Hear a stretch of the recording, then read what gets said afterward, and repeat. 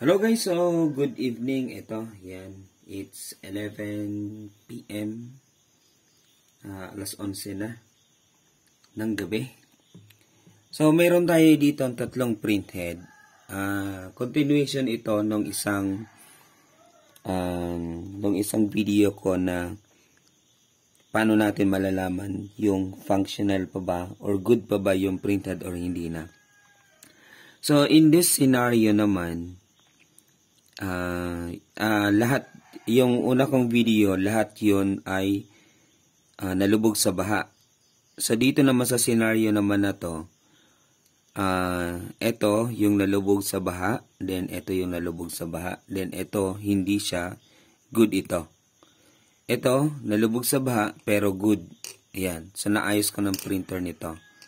Then, ito, nalubog sa baha, pero bad na, so nasira na to kasi nangyari niyan, sinira niya yung printer or sinira niya yung board, so pinatay niya yung board kasi nung pagbukas ko kasi nito, nung pagbungkal ko, may corrosion talaga siya dyan, halos nasunog itong part na to, 1, 2, then dito nasunog yan, then dito din, so corroded na talaga siya, as in nasunog, nangitim. No, so nilinisan ko lang siya, then akala ko okay, pero yun pala, siya din yung magiging cause kung paano namatay yung printer or yung board. Ngayon, yan ha. Yung sitwasyon natin ngayon, may dalawang printhead na nalubog sa baha, ito, then ito. Pero ito, good, nakaprint na ako dito, may output siya, okay na to. Naayos ko na yung printer nito. Then ito naman, bad kasi namatay yung printer, sinira niya yung board. So, ite-test natin paano ba natin malalaman kung bakit or paano ba natin malalaman kung good ba or bad na yung printhead. No. Ito naman good pero hindi siya nalubog sa baha. Ko-compare natin yung tatlo. Okay. Saan muna tayo? So, dito muna tayo sa nabaha na bad or defective na or not functional. So ito, set natin siya into continuity mode. Right, continuity mode. Online ON, then test natin. Alright, so dun tayo sa buzzer, continuity mode. Now, focus tayo. Okay. So, from your left side, so dapat ito, i-test natin to from left. Yan, left, then left din dito sa printed. Dapat yan yung connected. So, wag nyong baliktarin, or dapat hindi baliktad para hindi kayo malito. From your left, then left din ng printed, i-test nyo. So, hanapin nyo, So, kung connected din, okay na yan. Ibig sabihin, ganun, para masundan nyo yung process ko, So, kung paano ko siya igagawin. Now, let's focus first on the first pin, then last pin. Ito. Dito tayo sa flex cable, ha. Ang pinag-uusapan natin, i-zoom out ko lang yung flex cable. Yun. Para kita nyo. So, ang pinag-uusapan natin, ito, first pin, then last pin. Ito. Yan. First and last. So, yun. So, sundan nyo na lang yung sinasabi ko. Alright. Balik natin sa dati. Yun. Okay na yan. Sige. Focus tayo. First pin, then last pin. Yung black probe sa left, then yung red probe sa right. So, i-point natin dito sa first pin, then dito naman yung red naman sa last pin. Ano yung nakikita natin na reading? So, may reading tayo dyan. 790, 801, 804, 805, 806, 807, 808, 809. Then, balik na naman siya. Hindi siya nag-point 900 up. So, nasa 0.817 down to 8150 lang siya. Then, fluctuating, gumagalaw, halos, yan, gumagalaw siya. Fluctuating, dropping up, then dropping down. Yun ha, yung red probe natin nasa right, black probe natin nasa left. So, dropping up, then dropping down yung reading niya. Unstable. Now, baliktarin natin yung probe. Baliktarin natin yung probe, then, yun, dropping down, 700 naman siya. 0.74941403938 pababa, then 29, yan, dropping down. Alright. Ayun. Yun, as in totally dropping down siya. Okay, dropping down. Nagagalaw lang natin. Dropping down. Yun. So, unstable yung reading kahit baliktarin natin yung probe. Okay. Dito naman tayo sa nabaha pero good. Nabaha din to pero good. Or yun, inabot ng baha then tumagal sa baha. Siguro something like 12 hours ata nalubog sa baha. Ganon. Yung printer. Yung dalawang ito. Okay. Dito naman tayo sa good pero nalubog din sa baha. Ganon pa din. Test natin. Dapat nasa left side mo, dapat ganon din connected sila. Yan, connected. Left side din ng printhead. Alright, connected. Para masundan niyo yung ginagawa ko. Left side, black probe. Right side, red probe. So, first pin pa din, pag-uusapan natin, then last pin. Tingnan natin, ano yung reading na meron tayo? Stable na 925. Good yan ha. Stable na 925. Hindi siya fluctuating. Okay. Baliktarin natin. Red probe, nasa left. Black probe, nasa right. Then, eto naman, stable naman siya na 892. 0.893 or 892. So, yun. So, yun yung doon pa lang sa pamamaraan na yun, malalaman na natin kung functional ba yung or good pa ba or damage na yung printhead. Ito damage, ito good. Pareho sila na baha. Now, focus naman tayo dito sa gitna, which is good pero hindi siya nalubog sa baha. Yan. So, normal. So, good siya. Now, ganun pa din. Test natin yung left side, first pin, then first pin ng left side naman ng printhead. So, dapat sila yung connected para hindi tayo malito. Ganun pa din para masundan nyo yung ginagawa ko.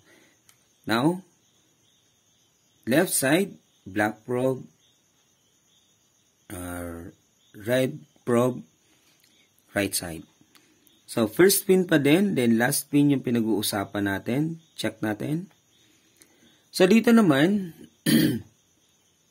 yung normal ha, ito yung normal niya, 1.159 or 1,000, 1,560, 61, yan, 60, 61. So, mas mataas, kasi ito, normal ito na good, normal na good. Hindi siya nalubog sa baha, Then, nasa 1,000 siya. 1,000 yung reading niya. Compare dito. Kumbaga, ito siguro, sabihin na natin, 100% pa yung lifespan niya. Then, ito naman, sabihin natin, mga 85% na lang yung buhay nito. Kasi nga, nalubog nga siya sa baha. Kaya kung manonotice natin, yung reading niya nasa 0.925. Dito naman, nag 1 point something siya. 1.61, 65, so yun. Stable. Baliktarin natin yung probe. Yan, baliktarin natin. Pag-uusapan pa din natin yung first pin, then second pin. Okay. So, ganun pa din. 1,000, 131, 132. So, 1.138. Ano? So, yan. Kasi may point siya, ano? Yan. So, ang pinakang normal pala na reading ng ano, so nasa 1,000 something or 1 point something. Ano? So, hindi yung 0.90 or ano. Pero, ang pinag-uusapan natin dito, kung damage ba or hindi damage yung printhead. Ano? So, yun naman, sa comparison nilang dalawa sa lifespan naman yun. So, mas matagal pa yung magiging buhay ng ng head na to kumpara dito. Ito medyo madali na to, although good pa siya. Ano? Good pa siya. Right. Sige. Ngayon, so isa yun sa pamamaraan kung paano natin malalaman kung functional pa ba yung printhead or hindi na. First step pa lang yun. Second step, ganito. Pangalawa naman, same scenario pa din. Dito tayo sa nalubog sa baha pero damage na.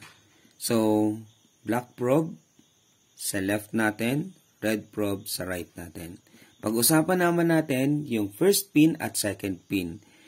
Point natin yung black probe sa first pin, then second probe, yung red probe naman sa second pin. Then, meron siyang reading na 0.718. 0.718. Ano? Meron siyang reading. Now, punta tayo dito sa nabaha pero good. Tingnan natin yung first pin, then second pin. Wala siyang reading. Ano? Wala siyang reading. Now, dito tayo sa gitna, sa pinakang normal, hindi siya nabaha, then good. First pin, then second pin, no reading. Alright. So, ibig sabihin pala guys, mga co-tech natin dyan. So, ibig sabihin pala, yung first pin and second pin, dapat pala wala palang reading yon. Kapag may reading yung first pin and second pin, it is also considered as damage. So, pwedeng sira na talaga. Ano? So, kasi kinumpare natin, ano? So, ito lang yung kinukompare ko ngayon. Hindi ko pa napag-aaralan yung iba pang, ano, iba pang pin. So, yun na nga. Point natin, ha? Dito tayo sa good na nabaha. First pin, black probe, second pin, red probe, then no reading. Good. Good. Dito tayo sa functional, pero hindi nabaha. Ganon pa din, comparison nila. Yun. So, good pa din. Ano, first pin and second pin. Ibig sabihin, yun yung how we are going to test if it is functional or not. Ano? So para ang pinakang point lang naman dito, simple lang naman. Kasi kung sira na yung printhead, hindi mo alam na sira na yung printhead, then pinower on mo, then yun, masisira yung board. Ano? Ganun yung nangyari sa printer. Ano? Ganun yung nangyari sa printer. Kasi yung kwento ng printer na to, yun na nga, nabaha siya, binilad nila to sa araw, 2 araw ata. Then, akalin nila okay na. Then, pinower on, yung printer, hindi pa yung nalilinis yung printer, binilad lang sa araw. Akala nila natuyo na lahat. Pero, syempre, since nasa loob ito, hindi naman ito maabot ng init. So, hindi naman yan matutuyo. Ano? So, pinower on nila. Ang nangyari, blinking green and orange. So, yun, hindi gumalaw yung printer. O hindi gumalaw yung printhead. I don't know yung, ano, kung pinatay na nila or inulit pa nila, ano. Then, so doon na nagkaroon ng corrosion. So, nasunog na to. Ito ang parteng ito, sunog to. Ito parteng ito, sunog to. So, sunog yan, ano. So, nilinisan ko na lang yan. Nung nalinisan ko na, pati yung printer, sinabon ko, nilabahan ko yung printer. Sa lahat ng parte ng printer, yung dynamo niya, binilad ko. Lahat yun, binilad ko. So, nandito siya. Ayan, yan yung printer. Yan. Then, nung tinest ko na siya, nag-power on yung printer, then hindi na nga nag-blinking green and orange kagaya ng sinasabi ni customer. So, then, nag-try ako mag-print ng output, nag-photocopy ako, then biglang namatay yung printer. Then, nung tinest ko yung board, yung motherboard ng printer na to, so, anong nangyari? Damage na yung motherboard.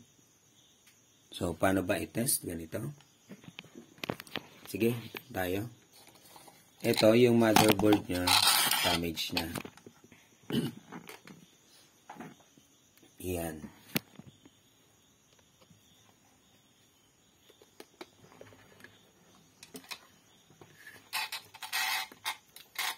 Siyempre, pag hindi na nag-power on, pwedeng ang problema niyan, pwedeng ang problema niyan is power supply or yung printhead niya.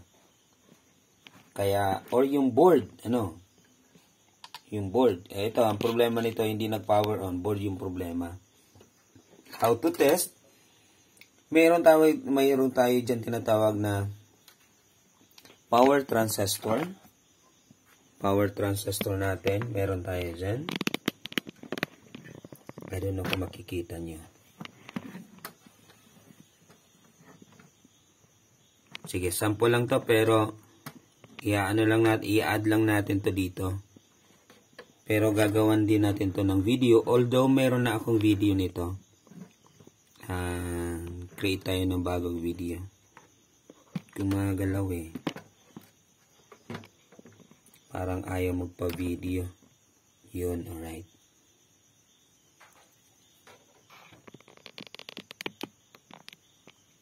Yun. Yung power transistor natin, ayan, isa, dalawa. So, meron yan dyan nakausling, yung tatlong paa. Ayun. Ayan, ang ingay ng natin. Naka-continuity mode pa din tayo. Ayan. Tingnan natin yung reading niya.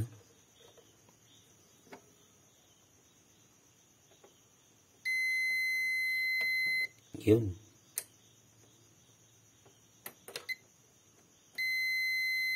So, yung dalawang power transistor damage na. No? So, yun yung sinisira ni printhead. So, sa ganitong board na Epson L3110. Okay, applicable din naman to sa 3210, then 5190, and yung 4-digit na L series. So yan, nagpahapyaw lang tayo dyan, pero nakafocus tayo sa printhead. So yun, ganun lang yun on how to test kung damage na ba yung board. So yan. Let's go back here. Okay. So, yung nga sinasabi ko nga, kapag normal o hindi naman nalubog sa baha, paano natin malalaman kung normal ba yun? So, sa reading pa din, pag 1 point something or nasa 1,000 something, ibig sabihin, good pa yun. 100% pa yan. Pero ito, good, pero nasa 90 na lang yung, 900 na lang yung kanyang or 0.900 na lang yung reading. Ibig sabihin nun, pwedeng yung lifespan niya mababa na. So, ganun. Then, na-test din natin kung paano natin malalaman kung functional pa ba yung printhead. Now, bakit ko nga ba ito ginagawa? Siyempre, para paunahan na kayo. So, wag nyo nang i-rest pa yung board kung alam ninyong sira na yung printhead. Kaya nga gumagawa tayo ng video na to para at least malalaman natin, matututunan natin kung paano mag-test ng printhead, kung functional pa ba siya or hindi. Bago natin i-connect sa printer, then i-power on, then mag-create ng output para maiwasan natin yung pagkamatay ng kanyang board. So, although, yun naman nga, sabi ko nga, meron naman mga nabibiling mga power transistor. Eto, nabibili naman to online. So, C6144, then A2222. So, yun yung mga power transistor ng mga Epson. No?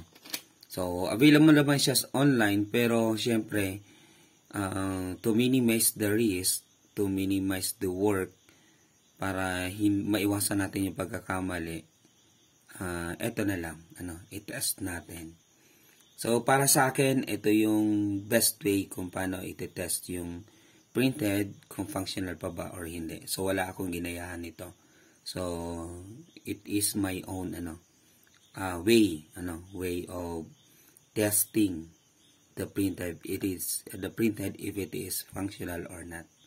No. So, pinag-aralan ko muna siya bago ako nag-create ng video. Ayun guys, so sana may natutunan tayo sa video na to. Message na lang kayo. Comment na lang kayo kung sa tingin ninyo may mali sa mga sinabi ko, or kung sa tingin ninyo nakatulong to sa inyo. So, yan. I-acknowledge nyo naman yung ginawa ko. Then, sana may natutunan tayo sa video na to. Yan, alright. Malay ninyo, mayroon pa kayong ibang paraan para matest yung printhead. Then, i-share nyo naman sa akin. I-share nyo naman sa atin. I-share nyo naman sa iba. Para at least, malay nyo, iba naman yung method ninyo kumpara sa method ko. So, yun, sharing na lang tayo. Para at least lahat tayo matuto. So, yan, thank you so much. This is always your Cotech, Alden Altamarino. Signing off. Peace out, guys. Then, good evening. Yan. 12:00 na ng madaling araw. Thank you at magandang umaga.